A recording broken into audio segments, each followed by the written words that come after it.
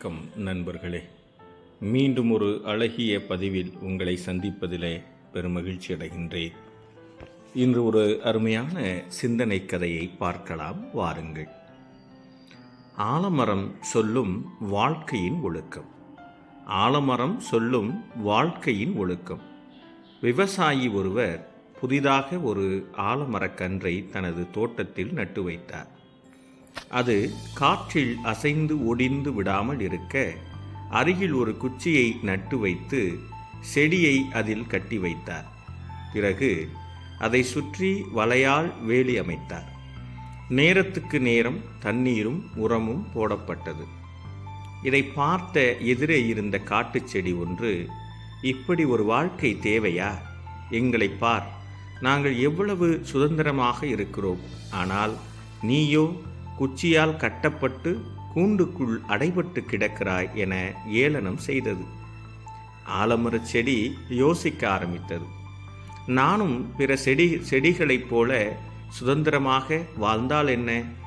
எப்படியாவது இந்த வாழ்க்கையிலிருந்து வெளிவர வேண்டும் என்று நினைத்து கொண்டிருக்கும் போதே மறுநாள் அந்த காட்டுச் செடி இருந்த இடம் முழுவதும் சுத்தம் செய்யப்பட்டது.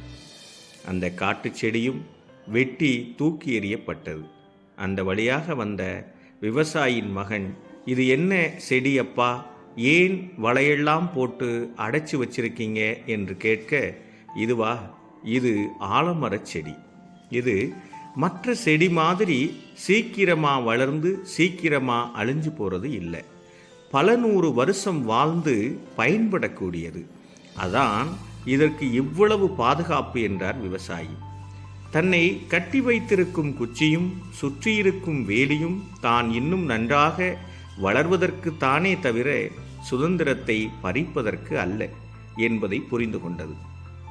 நாம் ஆலமரமாய் வளர வேண்டும் என்றால் சில ஒழுக்க கட்டுப்பாடுகள் இருக்கத்தான் செய்யும்.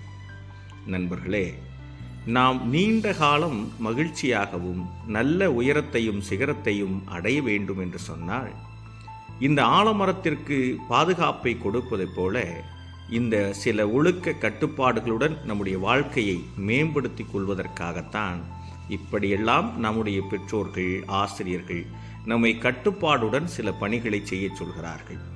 நாம் நீண்ட காலம் வளர்ந்து சிகரத்தை தொடுவதற்கான வழிகளை காட்டுகிறார்கள் என்பதை புரிந்து கொண்டு நீங்களும் வாழ்க்கையில் சிறப்பாக செயல்படுங்கள் என்று சொல்லி இந்த அருமையான சிந்தனை கதையை நிறைவு செய்கின்றேன்.